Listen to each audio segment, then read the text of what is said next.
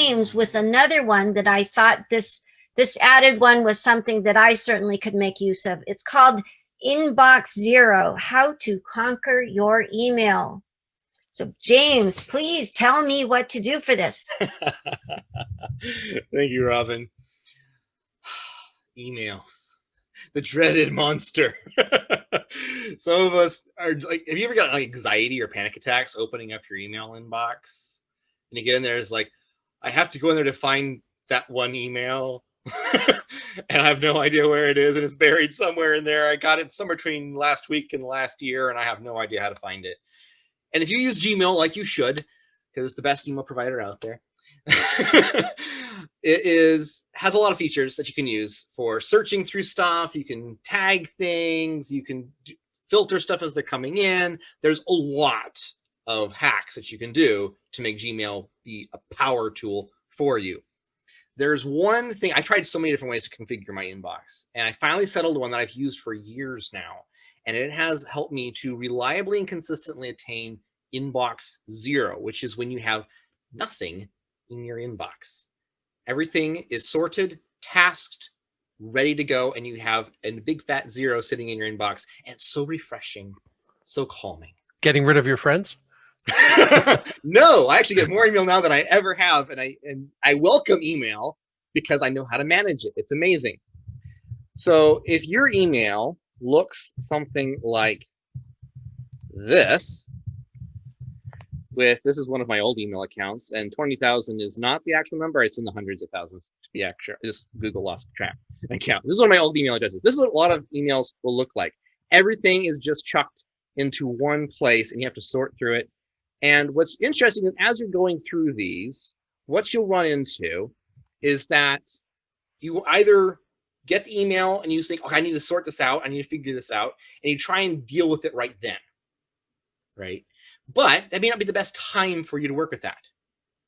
When you get something assigned to you and when it needs to happen are two completely different things.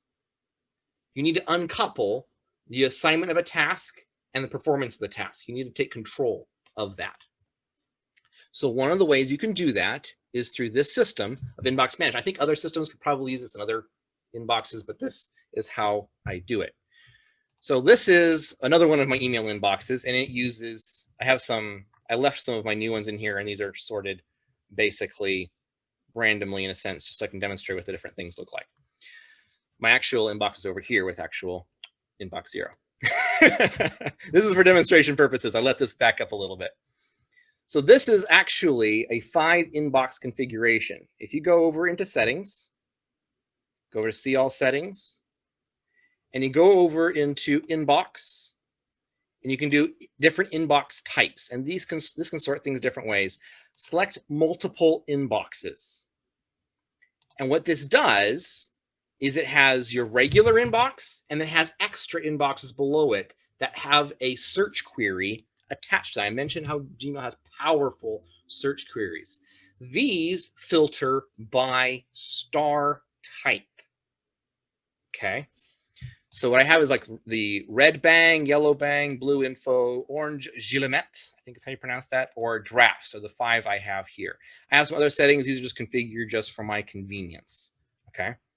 So that's what you'll see back over here. I have my inbox at the top. I have these sections down here with these search terms with all the stuff that are in those particular things. They're all up here available to see. Okay. Then over in settings, this is the other half of this, and you can use these separately or together. This is how it works. Scroll down here in the first main thing. Look at the stars. You have a lot of options for stars here. These are the ones that I use. These are the ones that everything filters by. Okay, so you can select which star you want to use. So let's say I'm going to go into inbox 0 right here. I click on the bottom one right here. I look at it, and let's say this is something that I need to reply to, but it takes more than a line, so I'm going to spend a little bit more time responding to it. Okay, so I'm going to click the star, tap it once. That's the reply one, and then I hit the keyboard shortcut for archive and go to the next one up here.